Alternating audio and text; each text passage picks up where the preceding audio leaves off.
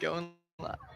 Welcome to the Brenner Family Field here for St. Joe's taking on East Brunswick. Just moments underway as St.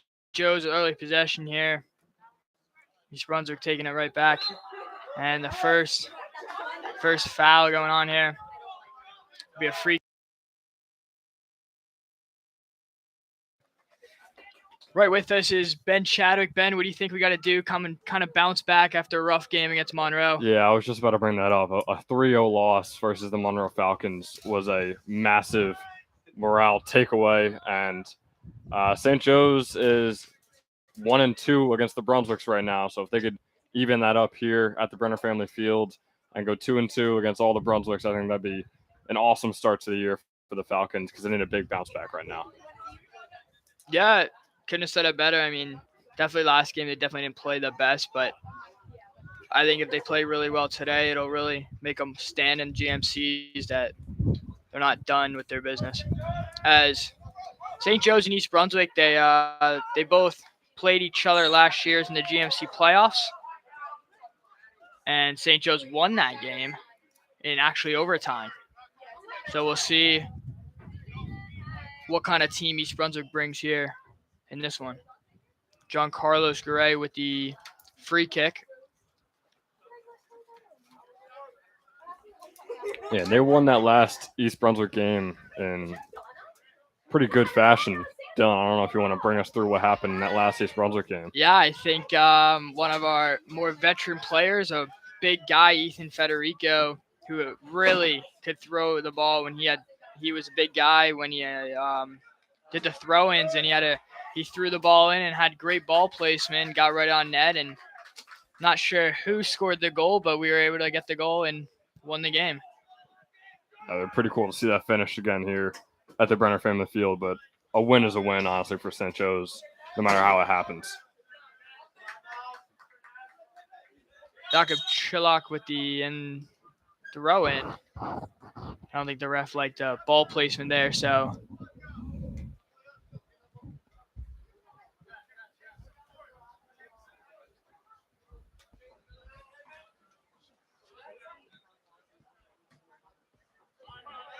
Tim Sullivan heading this one out, and East Brunswick will take it right back. It's a nice counterattack here by the Bears.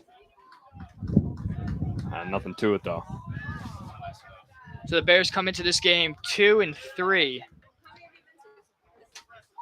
They've lost to two of the games that St. Joe's have also lost to. So far, based on the record, seem pretty evenly matched with the teams that they've played and how they've played. Just went a pretty far throw-in.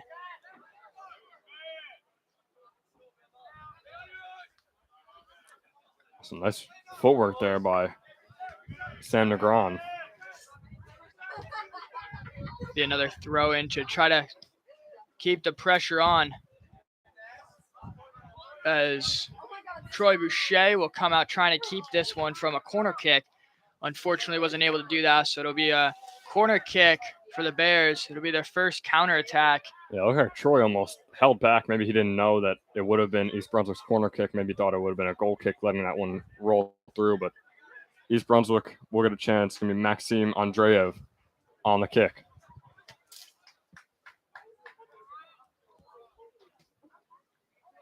And some miscommunication there from kind of the St. Joe's defenders. It was dangerous. Get it. Pretty dangerous as it rolls right across the box. Troy was not happy with a couple of the defenders on that play, but looks like St. Joe's got out lucky after that corner kick. Be a short kick to Vilcek and kind of blocked there.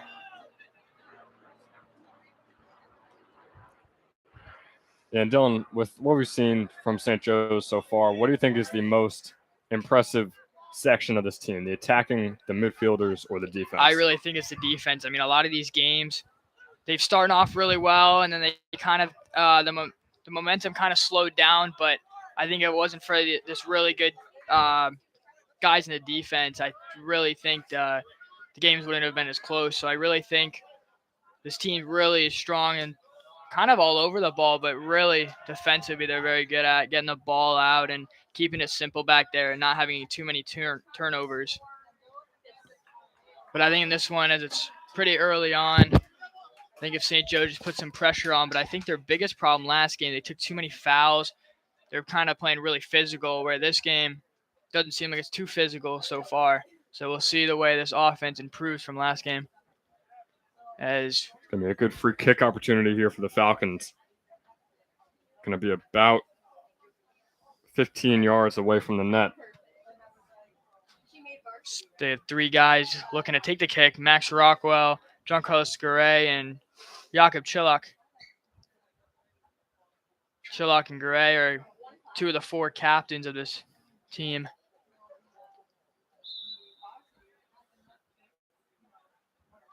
It will be Chilak. That one's just going to fly right over. Pretty far over. It'll be a goal kick for the Bears.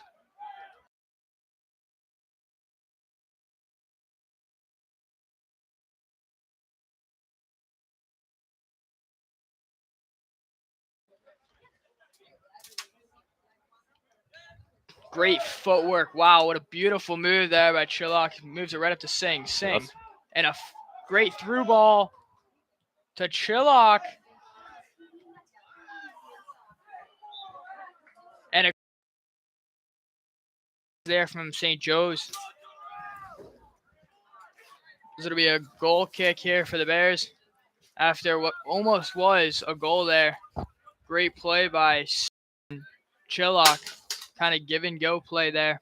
Yeah, Jakub Chilak really showing why he's one of the captains of this team. That was an incredible footwork and an awesome hustle. Just couldn't get the job done, but they keep that up, and that ball will eventually end up in the net for St. Joe's first score.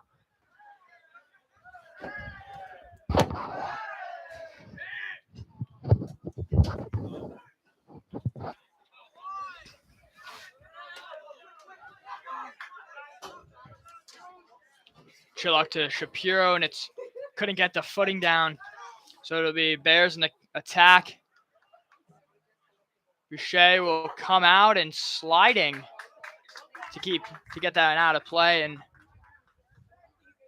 it'll be a goal kick. So wow, great play by Boucher, getting the ball out and still getting the goal kick. It's just going to give it right to Jakub Chilak once again here. And Dylan, you pointed it out before, we got a bit of a Falcon flock here today for the soccer game. What kind of impact do you think that makes for the St. Joe's players in the field? I mean, nothing beats home field advantage, especially when you got your own fans and especially classmates cheering for you. So I think, especially against one of our more rivalries with East Brunswick, could make an effect on this game. As Boucher will wait for it as it comes to him. Be interesting what he does with the ball. Seems like he's been doing short passes just so he doesn't give the ball away early. As Bilchek gives to Singh. Back to Bilchek and up. Nice boot there by Bilchek. St. Joe's could get possession here. And they will. Shapiro to Singh. Over there to Garay. Garay tries to give it away too early. It'll be turned over. Far stretch pass. Drew Adams and Boucher coming out here. Playing really aggressive here. That might be a yellow card on Boucher there. Got no ball on that slide tackle. And I don't think they're going to call anything. I don't see the referee anywhere near. It's number 10, Joseph Carbone. Boucher, and we have a player down on the far side. It's the leading goal scorer. So that's a key player. For East Brunswick. You never want to see that.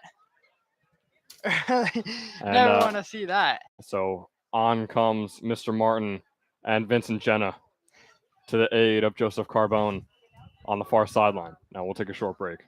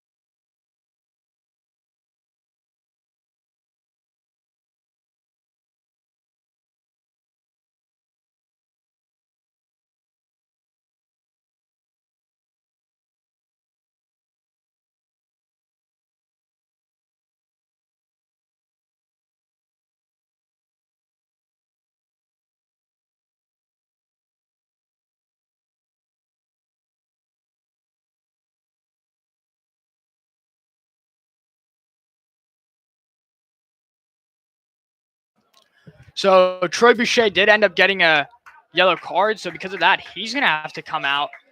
So Phil Zuska, the senior, is going to come in here. He was a fantastic goaltender last year. Seems like Boucher has been playing over him, but Zuska is going to get in net here today, excuse me.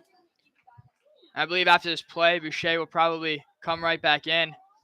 So it'll be a free kick, more kind of a corner kick for East Brunswick. So it'll be pretty interesting the way they put it. Seems like a pretty good ball, but just over the heads of the defenders. So it'll be St. Joe's ball. It'll be a throw in, and Boucher will come right back in.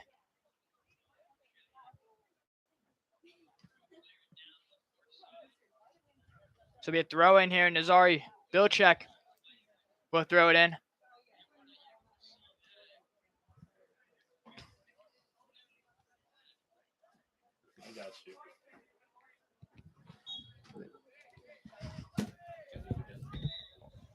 So a throw.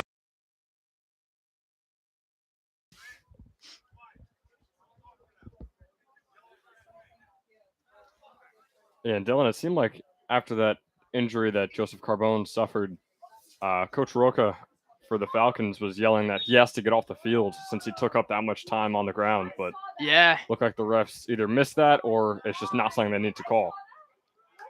Yeah, definitely another questionable call early on. But here's Rockwall